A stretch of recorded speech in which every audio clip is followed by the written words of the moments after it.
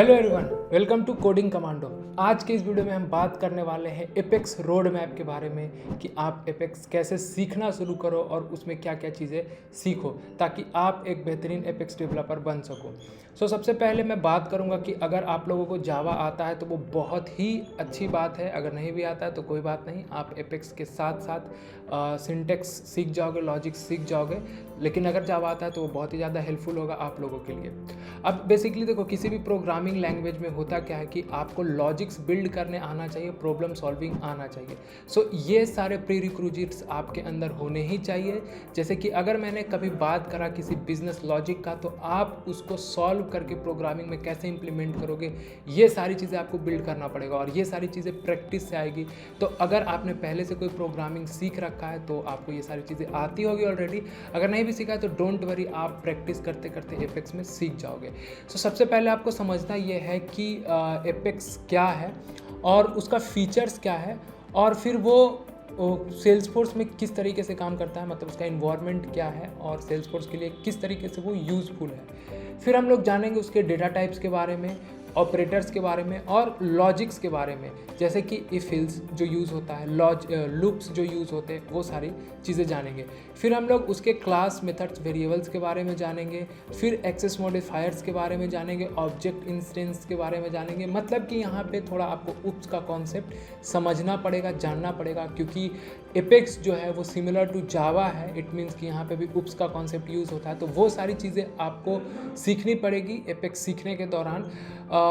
उसके बाद आपको एसओक्यूएल जो है, it's SOQL, Salesforce object query language, जो आपको सीखना पड़ेगा, या एसओएसएल सीखना पड़ेगा, सेल्सफोर्स ऑब्जेक्ट सर्च लैंग्वेज, जो कि बेसिकली डेटाबेस से डेटा रिट्रीव करने का काम करता है। जब आप एपेक्स में कोई कोड लिख रहे हो, कोई बिजनेस लॉजिक इम्प्लीमेंट कर रहे होगे, तो उस दौरान आपको डेटा जब रिट्रीव करने की बारी आएगी तो आप एसओक्यूएल का यूज़ करोगे और फिर डेटा को रिट्रीव कर लोगे। तो वो सारी चीज़ें आपको सीखनी पड़ेगी, उस पर थोड़ा प्रैक्टिस करना पड़ेगा, जो कि अगर आपने पहले से एसक्यूएल सीख रखा है तो बहुत ही ज़्यादा हेल्पफुल हो जाएगा। अगर नहीं भी सीखा तो डोंट वरी, आप जब सीखना शुरू करोगे तो वो सारी चीज़ें भी सीख ही लोगे।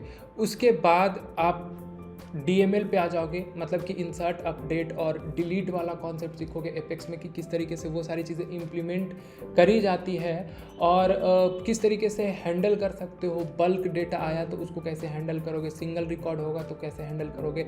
ये सारी चीज़ें आपको प्रैक्टिस करना पड़ेगा। उसके बाद कुछ प्री डिफाइंड क्लासेस होंगे DML से रिलेटेड, वो सारी चीज़ें आप लोगों को देखनी पड़ेगी। फिर जो है, अगर कोई ट्रांजेक्शन रोल बैक होता है, मतलब कि कोई एपेक्स आपने लिखा, कोई एग्जीक्यूशन हुआ बट वहाँ पे कुछ एरर आ गए, तो वो कैसे रोल बैक्स हो जाते हैं। उसके बाद डेटाबेस पे जो मेथड के रिजल्ट्स के जो मेथड काम कर रहे हैं, वो सारी चीज़ें। ये स्टेप बाय स्टेप चीज़ें आप लोगों को देखना पड़ेगा। जैसा कि आप मेरे कंप्यूटर स्क्रीन पे देख रहे हो कि मैंने सारा लिस्ट बना रखा है कि क्या क्या चीज़ें आपको समझने की ज़रूरत है। एपेक्स बेसिक सीखने के बाद आप ट्रिगर पे मूव कर सकते हो। ट्रिगर बेसिकली DML पे चलने वाला कोड ही होता है, ब्लॉक ऑफ कोड ही होता है, जो कि कुछ ऑटोमेशंस के काम करता है, जैसे कि ईमेल सेंड करना, या फिर हम लोग चाहे तो इंटीग्रेशन भी यूज़ कर सकते हैं, कॉम्प्लेक्स कैलकुलेशन भी यूज़ कर सकते हैं। तो ट्रिगर आपको सीखना पड़ेगा, उसके टाइप्स जानने पड़ेंगे, उसके कॉन्टेक्स्ट वेरिएबल्स जानने पड़ेंगे, उसके इवेंट्स जानने पड़ेंगे। उसके बाद आप जब बेस्ट प्रैक्टिस पे फोकस करोगे कि ट्रिगर पे आपको बेस्ट प्रैक्टिस कैसे इंप्लीमेंट करने हैं, ये सारी चीज़ें सीखने के बाद आपको गवर्नर लिमिट्स जानने हैं, क्योंकि सेल्सफोर्स ने एपेक्स को बल्किफाई रखने के लिए, ऑप्टिमल रखने के लिए गवर्नर लिमिट्स का यूज़ करा है। मतलब गवर्नर लिमिट्स कुछ बनाए हैं तो वो सारे लिमिट्स का आपको ध्यान रखना है, वो सारी चीज़ें सीखना है। फिर आपको असिंक्रोनस प्रोसेस वगैरह सीखना है कि असिंक्रोनस एपेक्स कैसे लिखे जाते हैं।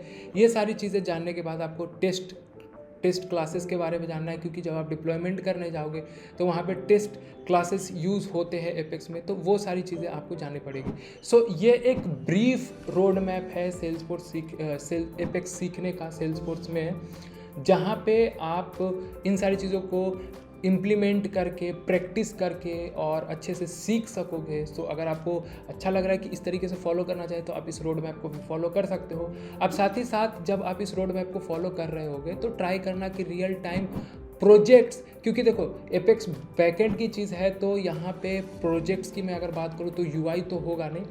तो आप क्या कर सकते हो कि ट्रिगर या एपेक्स के जो लॉजिक्स है वो अगर लिखोगे तो उसको रियल टाइम सिनेरियोस को सोच करके लिखो।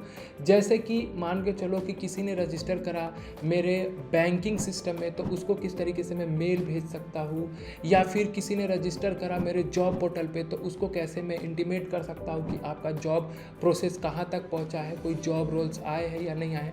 तो इस तरीके के जो लॉजिक्स है वो आप इम्प्लीमेंट करो। रोलअप्स बनाना शुरू करो। रोलअप्स मतलब कि टोटल रेवेन्यू काउंट करके पेरेंट पे दिखा देना, मिनिमम मैक्सिमम दिखा देना। ये सारी चीज़ें जो है आप प्रैक्टिस करो, प्रोजेक्ट के तौर पे इसको इम्प्लीमेंट करो, तो आपका एपेक्स बहुत ही बेहतरीन हो जाएगा।